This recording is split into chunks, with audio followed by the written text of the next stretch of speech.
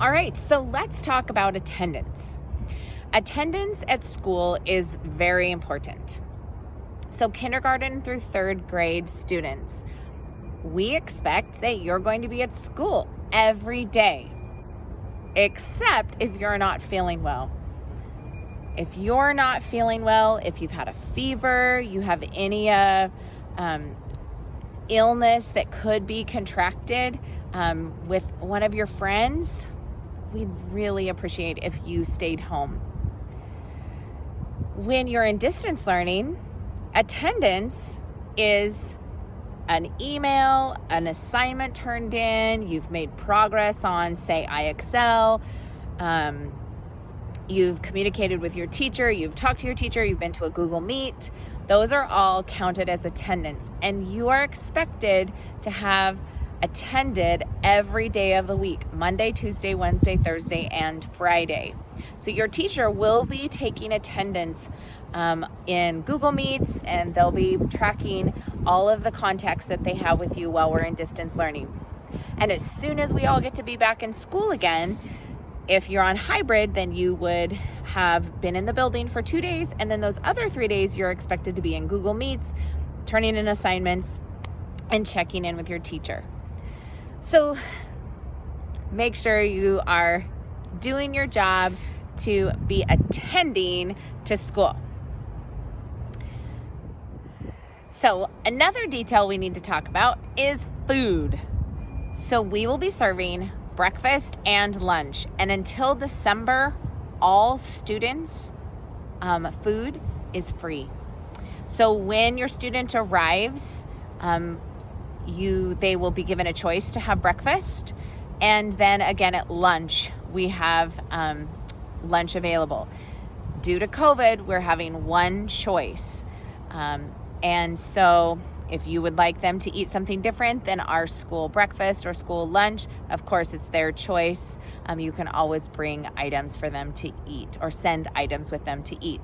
We do ask that you have a disposable bag if possible, just because throwing a bunch of lunch boxes after kids have licked their fingers and fed themselves back into a bin, it could be some infection waiting to happen. So we've been working on how we're going to socially distance our lunch boxes. And of course, if we just have a brown paper bag and they've eaten it all, they can throw it away. So of course, kids can bring their own lunch if they'd like. So that's up to you. But if you choose to have school, breakfast, or lunch until December, those are free. Learning is a journey, not a destination. I believe that learning is a journey, not a destination, because we are constantly trying to create new learning in everything we do. And this year is going to be that way as well. And right now we're setting protocols, we're setting things for safety for your family and your students and for our staff. And along the way, we're going to learn something, or we're going to figure out that maybe this is the better way. And so we're going to have to probably turn a little bit to make sure that where we're going is the best for our students and our staff. So we're going to talk a little bit about safety. So when your student arrives, they're going to get off the bus, they're going to go down the paw print pathway, or they're going to get out of your car, they're going to go down the paw print pathway, or wherever their door is when the older kids come, and they're going to go directly to their teacher. And their teacher is going to ask them this question: hey, how are you feeling today? And if they say, I don't feel very good, they're going to ask some more questions. Have you thrown up? Do you feel like you have a fever? Some very specific questions about how they're feeling. And maybe it's just because they're tired because they had a ball game the night before or whatever it is. But if they really are feeling sick, we will then immediately take them, we'll immediately call our nurse, Tiffany, or hopefully we have a CNA we'd like to hire, and they will triage and say, okay, this student looks like they're not feeling very well, and we're going to contact you. And so if at all possible, because we are opening school under this pandemic, we need to try and keep our school as healthy as possible. So that's going to be a whole bunch of us, the community together, trying to make sure we do whatever we possibly can to make sure that we are well when we come to the building. And that includes us as staff. And so if I'm not feeling well, I shouldn't be here, even though, sometimes we feel like the school's not going to run if you're not there. But guess what? No one person really makes the school run. It might be Shannon and Rachel,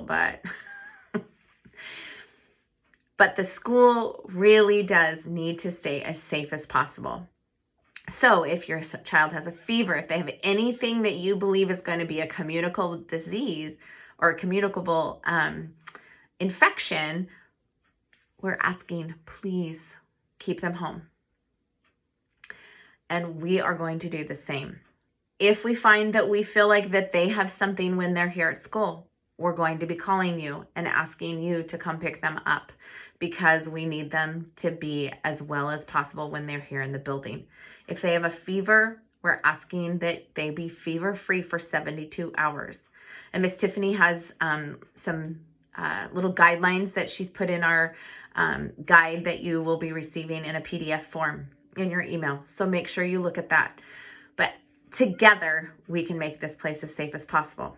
So your kids are going to come to the building. They're going to go through this visual check. They're going to talk to their teacher about how they've been feeling. They're going to wash their hands when they walk in the door. And then they're going to be able to do their normal school activities. Again, socially distanced, about 6 feet apart will be their desks and their tables. And most importantly, they're going to be wearing their masks. We are going to do our very best to give them some mask breaks. The guidance tells us that they need to be outside, apart from each other, to be able to take their masks off, or in another space apart from their classmates. And so each of the teachers is working out their best solution for their room. We're trying to make sure that there's enough of ventilation happening in each room. We have an isolation spot for those who are sick and their family is not able to come get them right away. We are cleaning. We're hand washing. We're hand sanitizing, and we're masking. We're socially distancing. And then we're just trying to make sure we come to school well. And with all of that, we believe that we can make a great experience with everybody here as much as possible, and hopefully just have an amazing year. So my heart is for your students.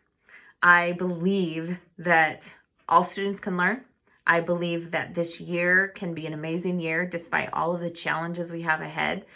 Tonight, as I was coming, and there were lots of winds, and these big trees are blowing, and we know that with many types of trees, that when the wind stresses those trees begin to deepen their roots.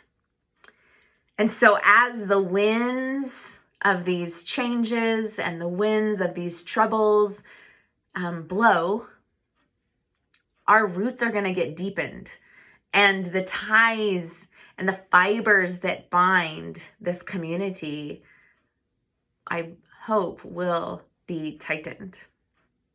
And I believe that we will come out stronger because of the experience that we have together this year in 2021. I'm so excited to meet many of you in person. When that day comes, I will work really hard to learn everyone's names. I am a small town girl, so I love what Napa is all about.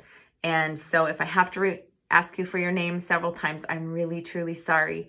But I am so excited to be a part of this community. I'm so excited to be a part of the Bulldog family and the Napa family, and you guys have a ton of pride.